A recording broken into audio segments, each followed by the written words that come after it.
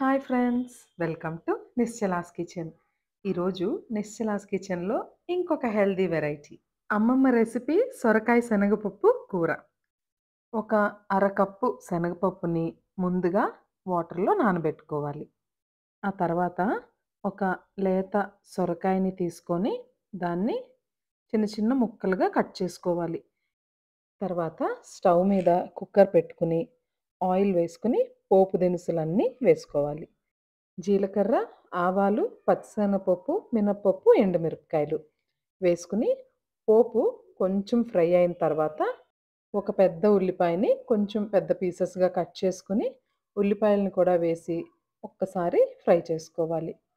ఉల్లిపాయలు వేగుతూ ఉండగా అందులో ఒక 2-3 రెమ్మల కరివేపాకును కూడా వేసుకొని బాగా కలుపుకోవాలి.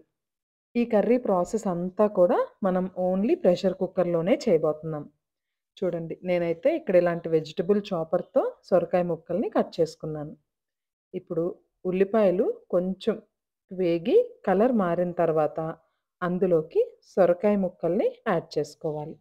సొరకాయ ముక్కలు వేసుకున్న తర్వాత బాగా కలుపుకొని అందులోకి ఒక టీ స్పూన్ పసుపు, ఒక టేబుల్ స్పూన్ కారం వేసి బాగా కలుపుకోవాలి. ఇలాంటి హెల్తీ వెజిటబుల్ కర్రీస్ చేసుకునేటప్పుడు కారం ఎక్కువగా వేసుకోకూడదు. ఎందుకంటే కూర క్వాంటిటీని ఎక్కువ తీసుకోవాలి కాబట్టి, ఎక్కువ కారం వేసుకుంటే ఎక్కువ కూర తినలేం. సో, కొంచెం మైల్డ్‌గానే స్పైస్ లెవెల్స్ ఉండేలాగా చూసుకోవాలి. సొరకాయ ముక్కలు మగ్గిన తర్వాత మనం నానబెట్టి ఉంచుకున్న పచ్చిశనగపప్పుని కుక్కర్‌లో వేసేసుకోవాలి. వేసుకుని ఒకసారి బాగా కలుపుకొని, ఆ తర్వాత ఇందులో ఒక అర నుంచి ముప్పావు కప్పు వరకు నీళ్లు పోసుకొని ఉడికించుకోవాలి.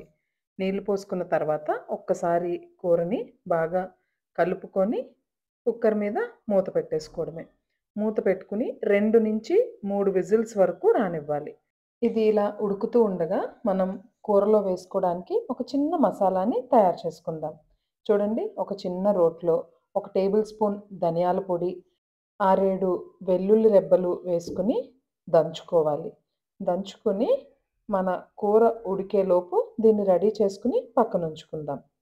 ఒకవేళ ఇలాంటి చిన్న రోలు గానీ లేకపోతే మిక్సీలో అయినా వేసుకొని పల్స్ చేసి రెడీగా ఉంచుకోండి. చూడండి, మరీ మెత్తగా మాత్రం వేయకూడదు.